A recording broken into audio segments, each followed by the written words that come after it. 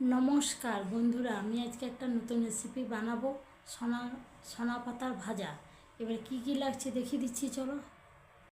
দেখো, এই যে সোনা পাতাটা ভাজা হবে, নিরামিষের উপরে করবো আজকে আমাদের বাড়িতে শনিবার।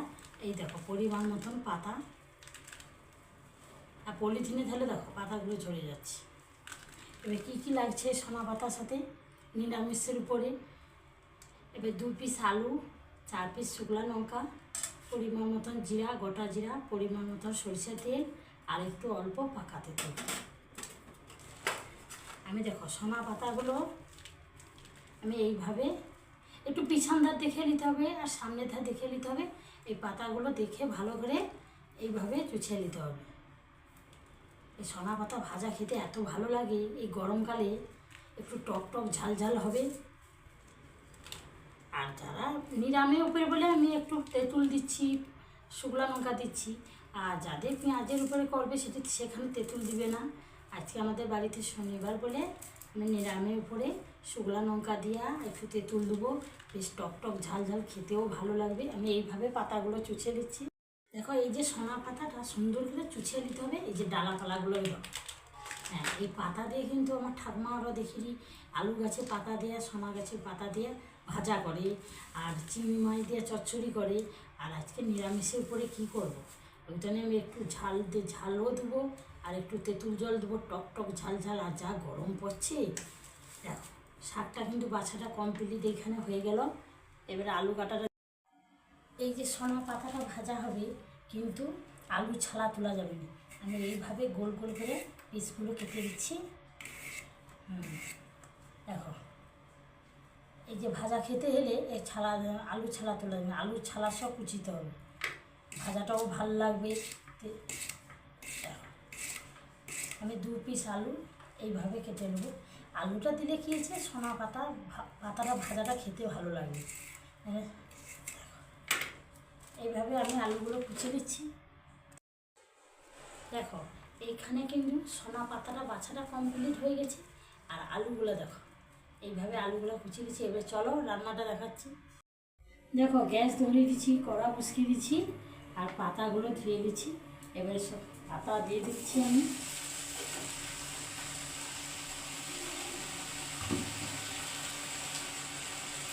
এবারে এই যে সোনা গাছের পাতা ভাজাটা হবে, কিন্তু একটু লবণটা সঙ্গে সঙ্গে দিয়ে দিতে হবে। আমি একটু পরিমাণ দেখে লবণ দিয়ে দিচ্ছি। দেখো, এই যে সোনা পাতাটা এর সাথে কিন্তু আলু দেওয়া হয়েছে, তো এর সঙ্গে সঙ্গে কড়াই দেওয়া মাত্রকে লবণটা দিয়ে দিতে হবে।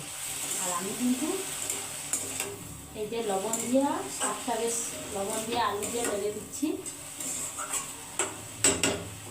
এবারে আমি ঢাকনা লাগিয়ে 5 মিনিট ঢাকনা লাগিয়ে দেবো।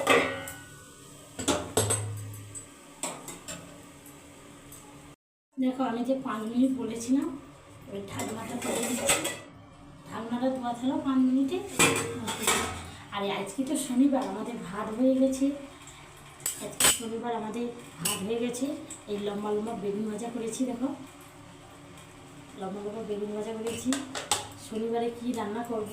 আর এখানে আলু, বরবটি, সোয়াবিন দিয়ে তরকারি হচ্ছে। দেখো, শাকটা কিন্তু এখানে হয়ে গেছে, আমি ঢেলে নিচ্ছি। দেখো, এই সোনা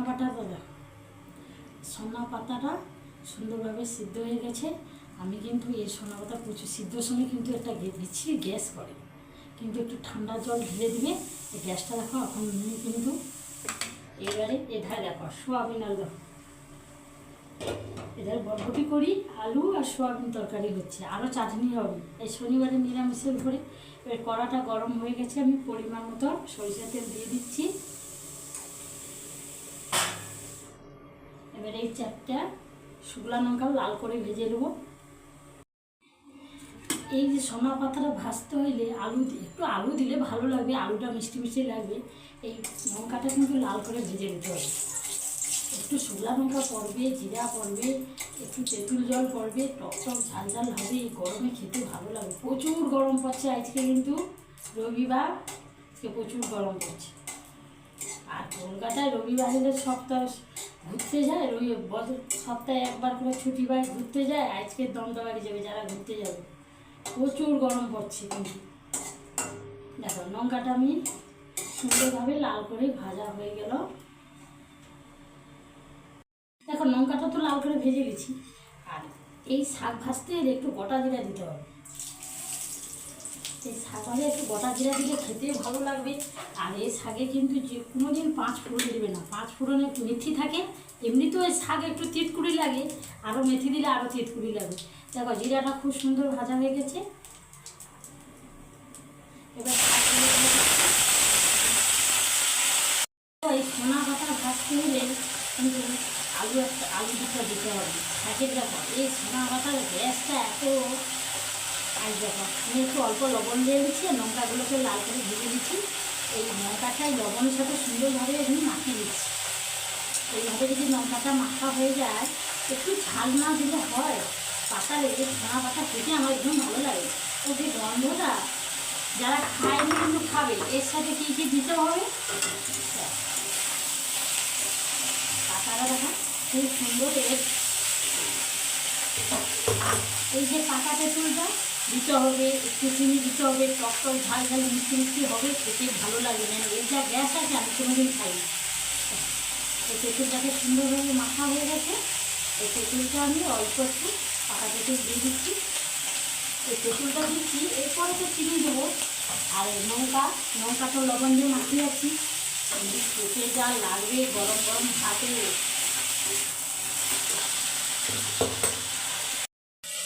দেখো আমি তেল দেওয়ার পরে আমি লঙ্কা ভেজে দিচ্ছি। তারপরে গোটা জিরা দিয়ে শাক দিচ্ছি।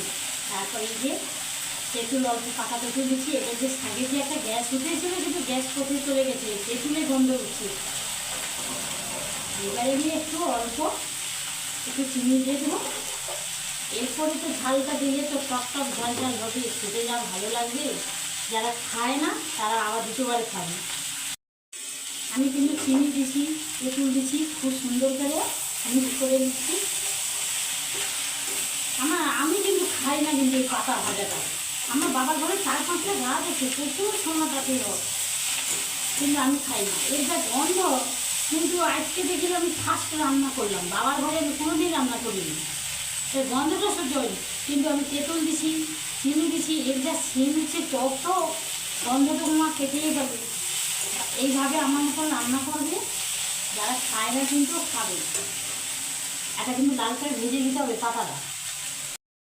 দেখো পাতাটা কিন্তু খুব সুন্দর ভাজা হয়ে যাচ্ছে। এবারে আমি শুকনো লঙ্কা দিয়ে লবণ দিয়ে মাখিয়ে রাখছি, ওই লঙ্কাটা দিয়ে দিচ্ছি। আমি আবার বলছি কিন্তু একটা নিরামিষ হচ্ছে একটু আমাদের বাড়িতে শনিবার। আর এই পাতা যদি যারা ভাজা খেতে চাও, সোনা গাছের পাতা, কিন্তু একটু চিনি দিবে, অল্প লবণ দিবে, গোটা জিরা দিবে, শুকনো লঙ্কা দিবে, আর একটু তেঁতুল দিতে হবে। এটা গরম হচ্ছে, একদম ঝাল ঝাল, খুব সুন্দর। একটা শুধু তেঁতুলের গন্ধ উঠছে। পাতাটা আমি আরেকটু ভেজে দেবো। দেখো আমার পাতাটা আমি লঙ্কা দেওয়ার পরে আমি একটু তেল দিয়েছি। একটু সরষের তেল না দিলে ভালো লাগবে না, কারণ এই পাতাটা আমি অল্প একটু সরষের তেল দিয়ে দিচ্ছি। এইখানে কিন্তু ভাজাটা কমপ্লিট হয়ে গেল। আমি দেখি দেখো পাতা আমি কিন্তু তেঁতুল দিচ্ছি, চিনি দিচ্ছি, কিন্তু 1 মিনিট হলে গ্যাসটা বন্ধ করে দিবে। পাতা রাখো কী সুন্দর ঝরঝর করছে। দেখো এই পাতাটা কিন্তু গ্যাসটা বন্ধ করে দিলে এই যে তেঁতুলটা পাতার সাথে বেশ টক টক হয়ে যাবে, লঙ্কাটা বেশ সুন্দর হবে। দেখো এইখানে আলু দিয়ে তেঁতুল দিয়ে আর সোনা পাতা দিয়ে ভাজাটা এখানে কমপ্লিট হলো। ভালো যদি লাগবে আমাকে লাইক করবে, শেয়ার করবে, কমেন্ট করবে। আগামীকাল দেখা আছে, সবাই ভালো থাকো।